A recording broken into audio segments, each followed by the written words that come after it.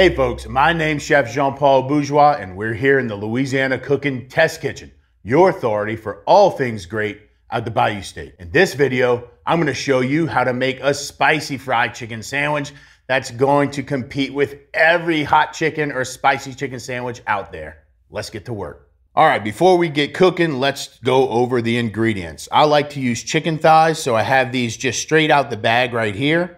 Also salt, pepper, some Zatarain's liquid crab oil, some Cajun seasonings, lettuce, pickle, and of course, brioche buns. We saved a little bit of our crawfish dip for a spread for this sandwich. It should go perfectly since we're brining in crab oil. First things first, I need to make sure this chicken is good to go.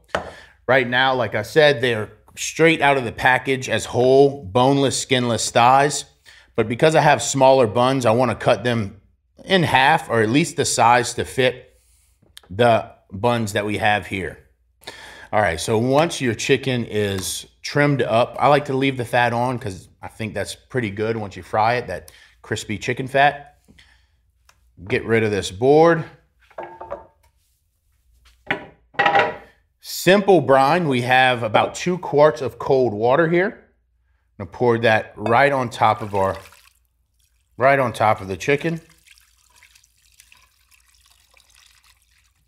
Now you want to let this brine overnight, and about 2 ounces of liquid crab oil. For those who have had experience with liquid crab oil, you know this stuff is spicy. That's going to give us a good base layer of heat in this fried chicken sandwich. Just give that a quick little mix, and it's going to go into the fridge overnight for at least 24 hours. Well, at least 12 hours. 24 hours would be preferred. So I have some that have been brining for about 20 hours at this point. You can see they've kind of lost a little of that color. They've become a little bit more opaque. That's what we want. That's how I know the brine is working. Now I have some basic all-purpose flour right here.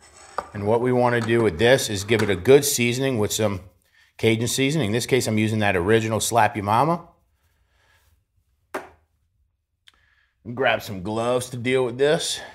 What I like to do is just make sure you get all that seasoning mixed up in there. I'm gonna add a little bit more, so I want it really apparent in there. I used all that can just now. There we go. Now I'm starting to see that little red tinge in the flour. So just really simply, I'm gonna take that chicken thigh right out the flour, kind of get it just a drip dry, if you will, for drain. Let's do 5. How about that? Sounds good, Rohan? 5 Sammys? Definitely. My boy Rohan likes it. I'm good with it. All right. So chicken thighs are in there, and I'm just gonna just get a good pat. I'm gonna literally just pat that down. Get a good coating, kind of like massage that chicken a little bit. Squeeze that chicken. Our friend Vanessa calls that milking the chicken. I like it. I'm going to steal it.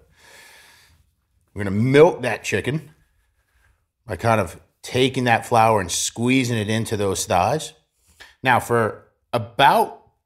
you can do this for an hour in refrigeration, but at least 30 minutes, we're going to let those chicken thighs just sit on that rack and hang out. And what's that going to do? It's going to get, that moisture is going to pull out of that chicken and kind of form this like wet, kind of clunky batter on the outside of the chicken. That's going to give us a much more crispy and crunchy exterior on that chicken thigh.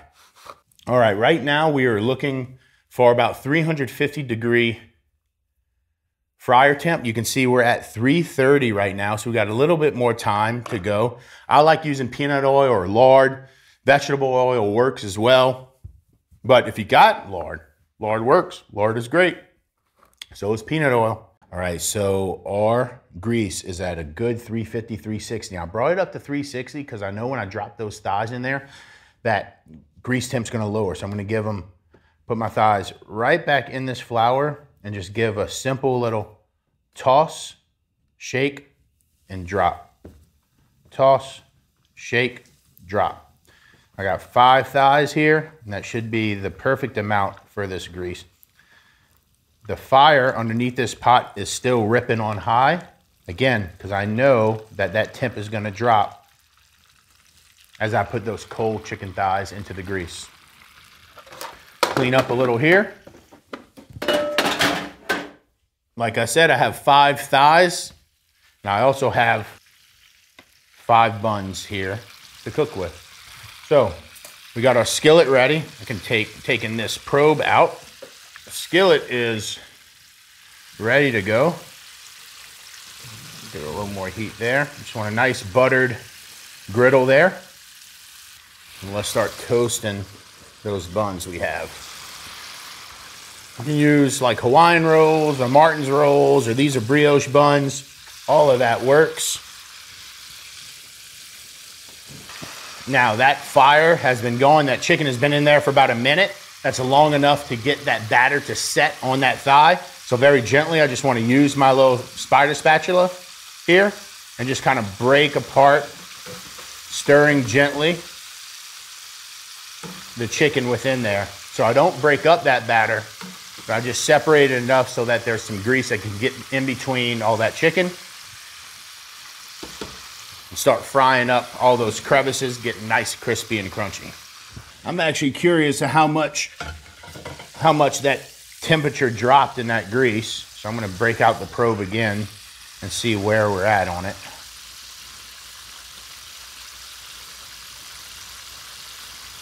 $300, not bad, not bad.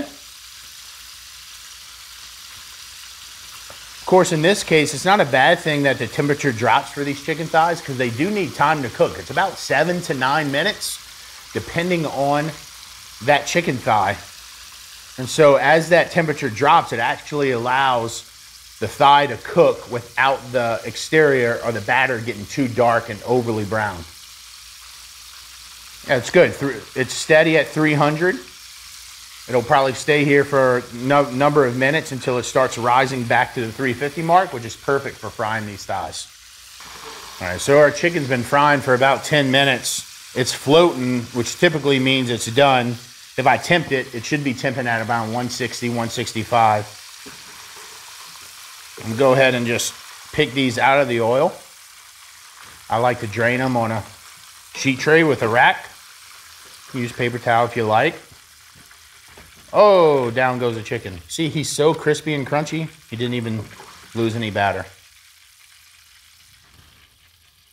Right on there, our grease is off, or pot is off. I'm gonna let that rest for a little bit. I'm gonna build some sandwiches here.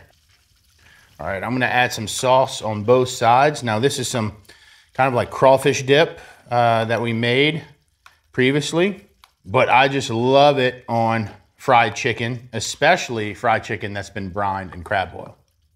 All right, add a couple pickles to the bottom of this sandwich, which if you have tomatoes or bread and butter pickles would work as well here, but some type of acidity and sharpness to kind of balance out some of the heat that's gonna happen out of this sandwich.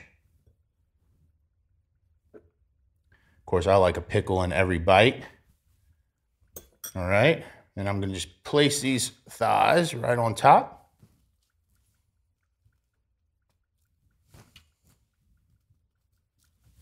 Oh man, they just feel good. They smell good. They sound good. The crackle of them, just feel, everything about them just feels right. All right, so where'd that guy come from? Now with the lettuce, you know, some people don't like salads on top of sandwiches. I think it's a nice little addition just to have some freshness on that sandwich.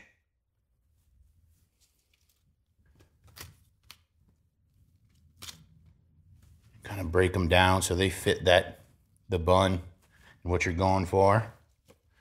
This is like a butter lettuce or a green leaf. I think it's a green leaf.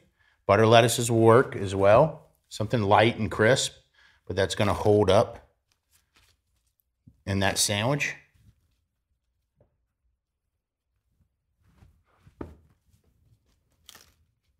All of that works. In the end, guys, we just want you to make this sandwich however you want to make it.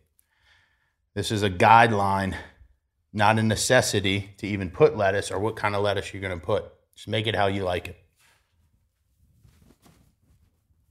All right. That's our sandwiches, but we're not done yet. You know we got to cut through one of these and give it a shot, huh? Let's see, which one? I don't know. I'm gonna go with the first one. It felt good when I put it together. See if I can cut it on camera in front of you, huh? All right.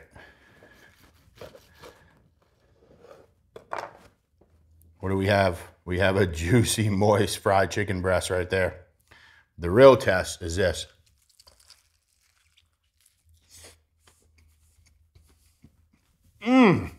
Wow. I'm so used to having these flavors built into seafood boils like crawfish, shrimp, and crab. To having that inside of fried chicken is like truly, almost like breathtakingly good. It is so delicious. And that brine, so juicy, you can see that kind of the juice is just dripping out of that sandwich. Man, that is fantastic and a wonderful take on spicy fried chicken the Louisiana way. Guys, that's it for today. I promise you, you need to run to your grocery store, pick up some chicken thighs, and get cooking this recipe. It is delicious. I have to take one more bite before I kick y'all out. My name's Chef Jean Paul, and I am out.